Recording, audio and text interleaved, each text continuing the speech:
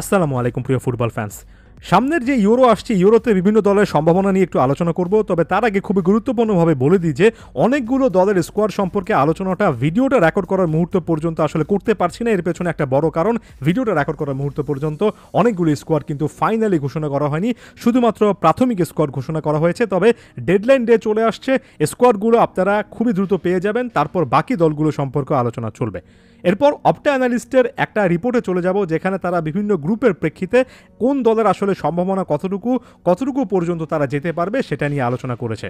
এখন আপনারা হয়তোবা অনেকে জানেন যে ব্যক্তিগত জীবনে আমি খুব একটা বেশি প্রেডিকশনে বিশ্বাসী নই, কারণ আমার কাছে মনে হয় মানুষের পক্ষে গেস করাটা ভবিষ্যতে কী হবে এটা খুবই ইম্পসিবল একটা ব্যাপার। তবে এখানে আমি কিন্তু শুধুমাত্র একটা ওয়াইল্ড গেস করছি না, আমি এখানে অপটা অ্যানালিস্ট যারা কিনা স্পোর্টসের খুবই ডেটা ড্রিভেন কাজ করে, স্ট্যাটিস্টিক্যাল অ্যানালাইসিস করে, তারা তাদের সুপার কম্পিউটারের নানা রকমের ইকুয়েশন, বিশেষ করে এ দলগুলোর বর্তমান অবস্থান, তাদের ফর্ম, তারা কোন দলগুলোর বিপক্ষে খেলছে, তাদের ফিফা র্যাঙ্কিংয়ে কোএফিশিয়েন্ট র্যাঙ্কিং, এগুলোর ভিত্তিতে একেবারে স্ট্যাটিস্টিক্যাল অ্যানালাইসিস করছে এবং সেটাতে আমি ফোকাস করতে চাচ্ছি। এখানে যে ইনফরমেশনগুলো দেওয়া হচ্ছে সেটা কিন্তু পিওর ম্যাথ।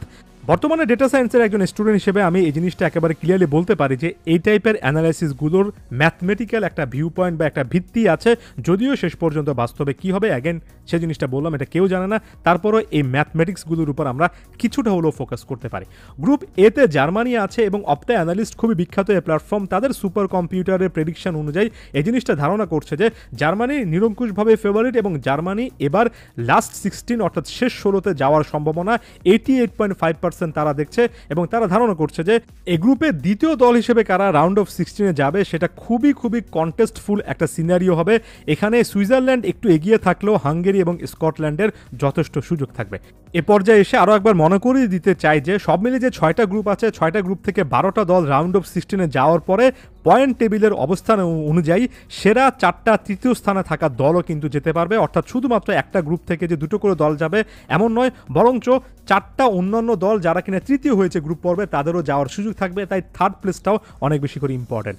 এরপর যদি আমরা গ্রুপ বিতে চলে যাই, সেখানে স্পেনকে একেবারে ফেভারিট রাখা হয়েছে এবং ধারণা করছে অপটা অ্যানালিস্ট যে ইতালি ডিফেন্ডিং চ্যাম্পিয়ন হিসেবে পরবর্তী রাউন্ড অর্থাৎ রাউন্ড অফ 16-এ যাবে। ক্রোয়েশিয়ার চান্সেসটা তারা একটু কম দেখছে, তবে ওই যে 3টা দলের আসলে পরবর্তী রাউন্ডে যাওয়ার সুযোগ আছে, এই জায়গা থেকে ক্রোয়েশিয়ারও কিন্তু যথেষ্ট সুযোগ তারা দেখতে পাচ্ছে।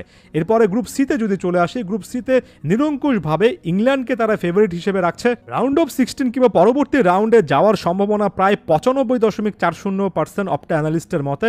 এর পাশাপাশি ডেনমার্ক পরবর্তী রাউন্ডে যেতে পারবে, সার্বিয়ারও একটা সুযোগ আছে। এখানে একটা জিনিস খেয়াল করে দেখুন, পরবর্তীতে ইংল্যান্ডে যদি আপনি প্রসিডিংসটা দেখেন, কোয়ার্টার ফাইনালে যাওয়ার সম্ভাবনা 70% অপটা অ্যানালিস্টের মতে। তবে সেমিফাইনাল এবং ফাইনালে যাওয়ার সম্ভাবনা আস্তে আস্তে কিন্তু কমছে, এই জিনিসটা অপটা অ্যানালিস্ট মনে করছে। সেমিফাইনালের সম্ভাবনা কিন্তু 50%-এর চেয়ে কমে চলে এসেছে। গ্রুপ ডিতে স্বাভাবিকভাবে ফ্রান্সকে নাম্বার 1 পজিশনে রাখা হয়েছে, প্রায় 93% চান্স। তারপর নেদারল্যান্ডসকে রাখা হয়েছে। এখানে একটা জিনিস দেখেন, ফ্রান্সের ক্ষেত্রে কোয়ার্টার ফাইনালে যাওয়ার সম্ভাবনা 69% দেখা হয়েছে। সেমিফাইনালে এসে অ্যাগেন সেটা কিন্তু 50%-এর চেয়ে কমে গিয়েছে। অর্থাৎ কোয়ার্টার ফাইনাল পর্যন্ত এই জিনিসগুলো আসলে বলা যায়, সেমিফাইনালের পরে আসলে কি হবে সেই জিনিসগুলো ওই মোমেন্টের উপর অনেক বেশি করে নির্ভর করে। গ্রুপ ইতে বেলজিয়ামকে নাম্বার 1 পজিশনে রাখা হয়েছে, 90% পসিবিলিটি আছে পরবর্তী রাউন্ডে যাওয়ার।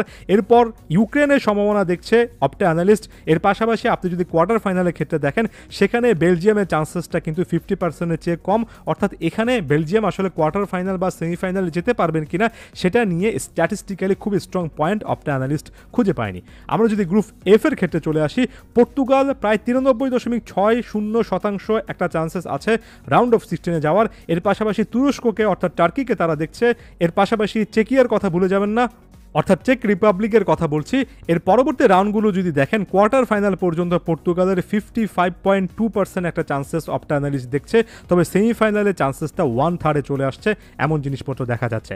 ওভারঅল অপটা অ্যানালিস্টের চোখে কম্পিউটার বেসড এই সিমুলেশনে আমার কাছে মনে হয় কোয়ার্টার ফাইনাল পর্যন্ত একটা গেস করা যাচ্ছে। সেমিফাইনালের পরে চান্সেসটুকু কিন্তু অনেকটুকু কমে আসে এবং আমার কাছে মনে হয় সেমিফাইনাল বা কোয়ার্টার ফাইনাল পর্যন্ত একটা দলের প্রসিডিংস নিয়ে এই মুহূর্তে হয়তো বা চিন্তা করা যায়। তার পরবর্তী সময় কে আসলে সেমিফাইনাল বা ফাইনালে যাবে সেটা ওই মুহূর্তগুলোর উপরে, ওই সময় যে বেটার খেলছে, ওই 90 মিনিটে যে বেটার খেলছে সেটার উপরেই সবচেয়ে বেশি করে নির্ভর করে। ধন্যবাদ সবাইকে।